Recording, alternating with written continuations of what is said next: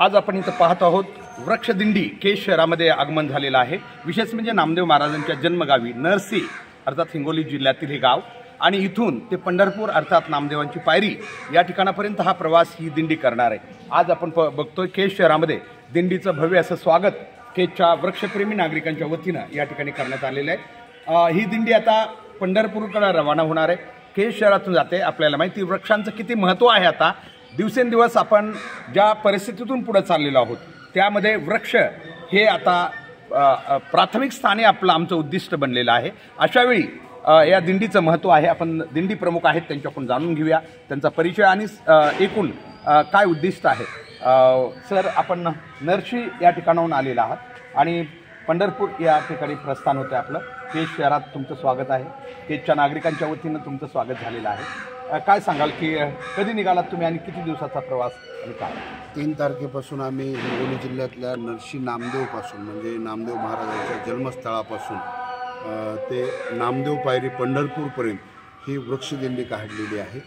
वृक्षदिंडी काढण्याच्या पाठीमागचा उद्देश शेतकरी, वृक्ष आणि संत साहित्य या 3 गोष्टींना एकत्र करून आम्ही ही वृक्षदिंडी काढलेली आहे। आमच्यासोबत बरेच जण होते, सगळे कर्मचारीच आहेत।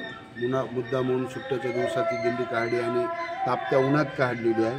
तर आता माझ्यासोबत डॉक्टर विनायक येवले, प्रकाशक, अभ्यासक, लेखक, कवी ते आहेत। त्यानंतर माझ्यासोबत प्राध्यापक हनुमान भरंगुळे, एक चांगले नामांकित तरुण कवी आहेत ज्यांना नुकताच एक पुरस्कार प्राप्त झाला जो पंढरपूरचाच आहे। आजच घोषणा त्याची झाली, जो पंढरपूरला 18 तारखेला त्यांच्या पुस्तकाला मिळणार आहे। माझ्यासोबत शेतकरी म्हणून या ठिकाणी राजू चव्हाण आमच्यासोबत आहे आणि मी अण्णा जगताप। हिंगोलीहून निसर्गाची शाळा, एक मोठी झाडे अभियान, झेंडूची फुले हे शेतकऱ्यासाठी अभियान आम्ही सगळे मित्र मिळून महाराष्ट्रभर राबवतो। तर या पाठीमागचा उद्देश एकच आहे की शेतकऱ्याची जी प्रश्न आहेत ती प्रश्न समजून घेणे, वृक्षाच्या संदर्भामध्ये काय भूमिका सर्वांची ती समजून घेणे। जवळपास 21 दिवसाचा हा प्रवास आहे।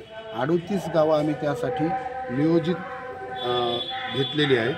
दररोज 2 गावं आम्ही घेतलेली। सकाळी 5 वाजता हा प्रवास आम्ही मुक्कामाच्या स्थळापासून सुरू करतो। 9 वाजेपर्यंत एक गाव, 9 ते 10-11पर्यंत प्रबोधन। त्या ठिकाणची जी जाणकार मंडळी तुमच्यासारखी आहेत त्यांना एकत्र करून या संदर्भामध्ये विचारविनिमय करून पुढचा मार्ग त्यांच्याकडून घ्यायचा आणि त्यांना काही देण्याचा प्रयत्न करायचा।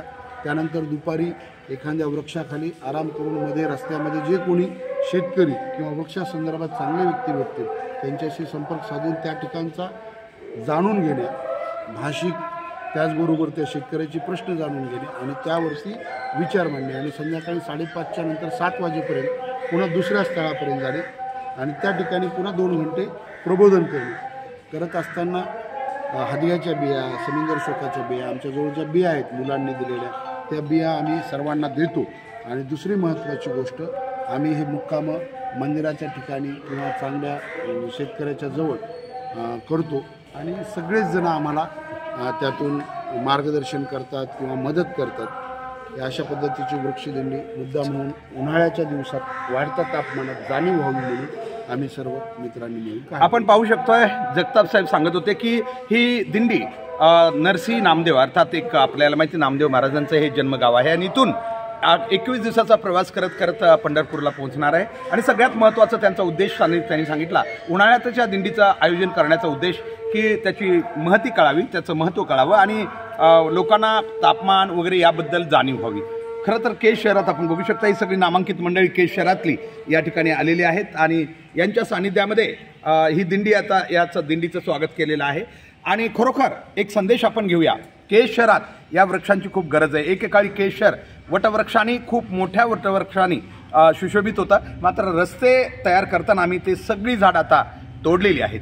मला वाटतं अशावेळी एक पुन्हा मोठी चळवळ केज शहरामध्ये उभा राहणं गरजेचं आहे आणि तेही या जूनला आता थांबायचं नाही। कारण का फक्त बोलू करू असं म्हणून आता चालणार नाही। या जूनमध्ये प्रयोजन हाती आहे, कारण ही सगळी मंडळी हे जरी तुम्हाला थोडे वयानं मोठे दिसले, खरे योद्धे आता वृक्ष लागवडीसाठी हेच आहेत आणि यांच्या मदतीनं पुन्हा एकदा एक नवीन हरित केज आपण नक्कीच तयार करूया।